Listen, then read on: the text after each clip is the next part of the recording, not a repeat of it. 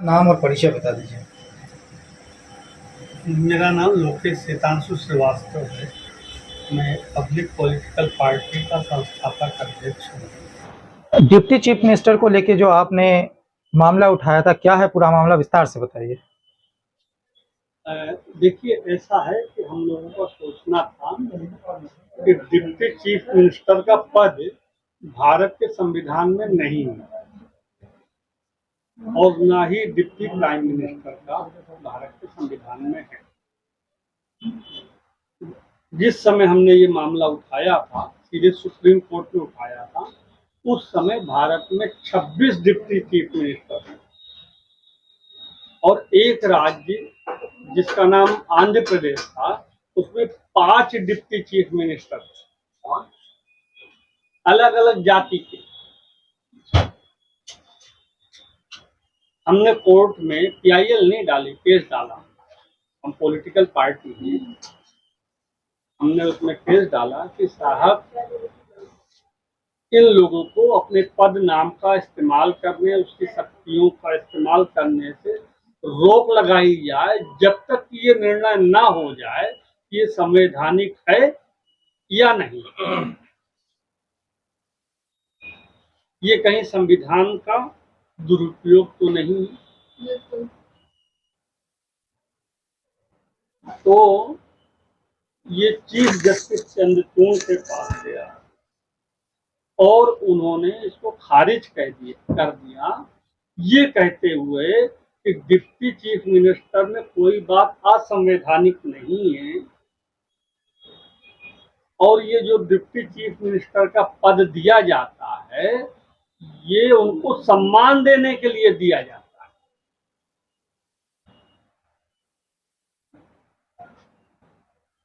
हमने कहा कि सम्मान देने के लिए फिर डिप्टी चीफ मिनिस्टर का क्यों दे रहे हो भाई? आप और अच्छा पद दीजिए,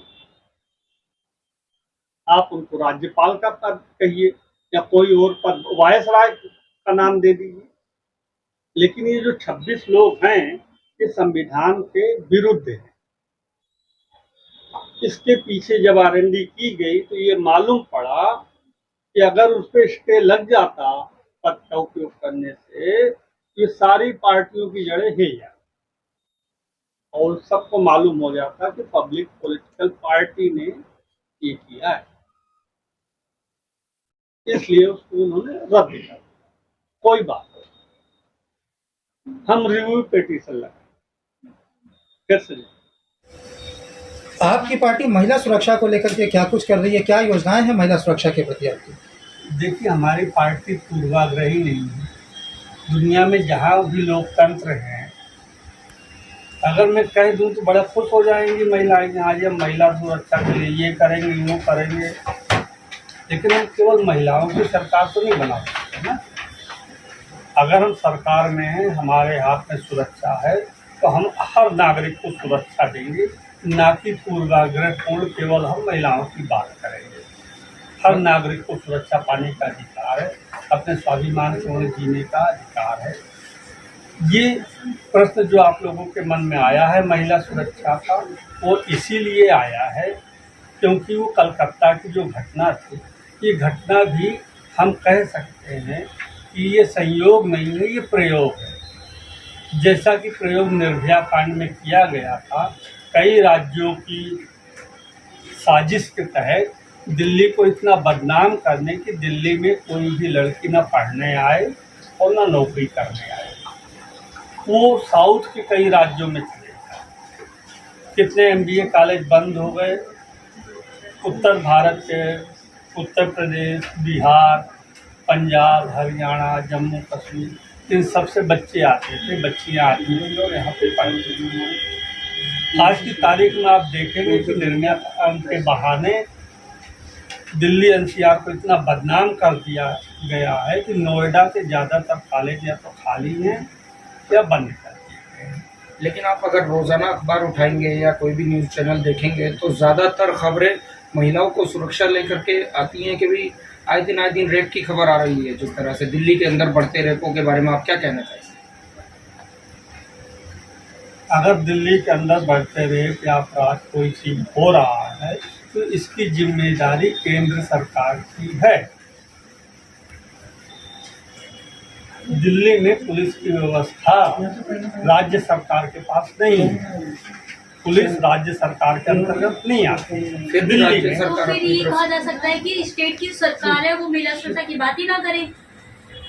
जो नहीं बात ना करे मतलब केंद्र के ऊपर थोप दिया जाएगा इस तरह से, तो केंद्र आरोप बोलेंगे कि जी तो केंद्र सरकार स्टेट सरकार हमेशा लगता रहता है, फिर आखिर महिला की सुरक्षा की बात करेगा कौन?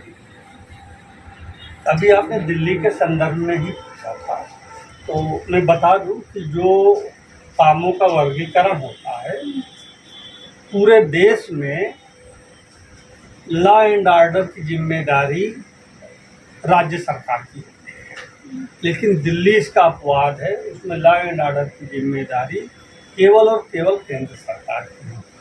एक बात मैं ये पूछता हूँ, आप किसी की बहन होंगी, आप किसी की बेटी होंगी, क्या आपको अपने पिता और भाई की सुरक्षा की चिंता नहीं है? क्या दुनिया में केवल महिला सुरक्षा ही होनी चाहिए? सबकी सुरक्षा सर, चाहिए। आपकी बात को रोकते हुए रेप भाई या पिता के साथ नहीं होता, महिलाओं के साथ होता है। इतनी चतुराई पूर्ण कानून बना दिया गया है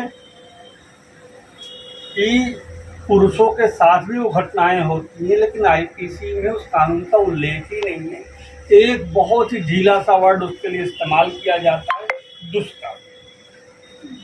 ठीक है, भारत में जो रिकॉर्ड ब्यूरो है, क्राइम रिकॉर्ड ब्यूरो है, अब मैं छोटा सा एग्जांपल दे रहा हूँ आप लोगों के नॉलेज के हिसाब से, कि क्राइम रिकॉर्ड ब्यूरो ये बोलता है कि महिला सुरक्षा के नाम पे जितने केस आते हैं भारत की अदालतों में, उनमें केवल 3% ही प्रूव हो पाते हैं। ठीक है, तो एक दृष्टिकोण तो आपका ये है महिलाओं के प्रति कि ज़्यादा से ज़्यादा केस आए और ज़्यादा से ज़्यादा वो फाइनली प्रूव हो। अब एक सामान्य व्यक्ति ये बोलेगा कि जितने भी केस आते हैं पूरे भारत में, उनमें से 97% फर्जी होते हैं। आप एक ही डेटा को दो तरीके से इस्तेमाल कर सकते हैं, बस आपके दृष्टिकोण पर ये निर्भर करता है। अपराध अपराध होता है, अपराध जो है अपराध होता है।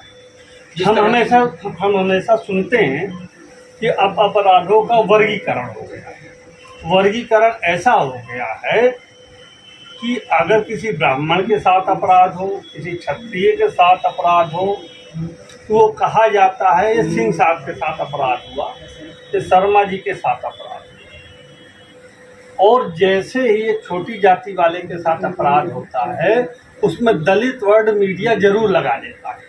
मीडिया समाचार नहीं ढूंढता, मीडिया सनसनी ढूंढता है। मैं आपको एक छोटा सा एग्जांपल देता हूँ कि एक आईएएस थी पूजा खेड़ेकर, ठीक है, फर्जी निकाल दिया गया उसको। उसका जो यूपीएससी का अध्यक्ष था मनोज सोनी, उसने इस्तीफा दे दिया। अब पेपर में जो न्यूज आई उसने लगभग आधा से थोड़ा कम पेज कवर किया और बताया कि पूजा खेड़ेकर की कंडीशन यहाँ से यहाँ तक है, 12 बार यूपीएससी की एग्जाम दे चुकी है। और जो नई चेयरपर्सन बनी है, मुझे अभी नाम नहीं ध्यान आ रहा है, उनकी न्यूज केवल इतनी थी और पूजा खेड़ेकर की कितनी थी। दोनों यूपीएससी से संबंधित है, ठीक, दोनों, मतलब एक तो कैंडिडेट थी यूपीएससी की जिसकी आपने इतनी बड़ी न्यूज दे दी, और एक बेचारी जो चेयरपर्सन बनी उसकी जरा सी न्यूज दी। महत्व तो जो चेयरपर्सन बनी उसका है ना, लेकिन मीडिया ने क्या किया, जो चेयरपर्सन बनी उसमें सनसनी नहीं है। सनसनी किस में है? पूजा खेड़ेकर। मैं आपको अखबार की कटिंग दिखा दूंगा। तो हर अपराध को समान दृष्टि से नहीं देखा जाता।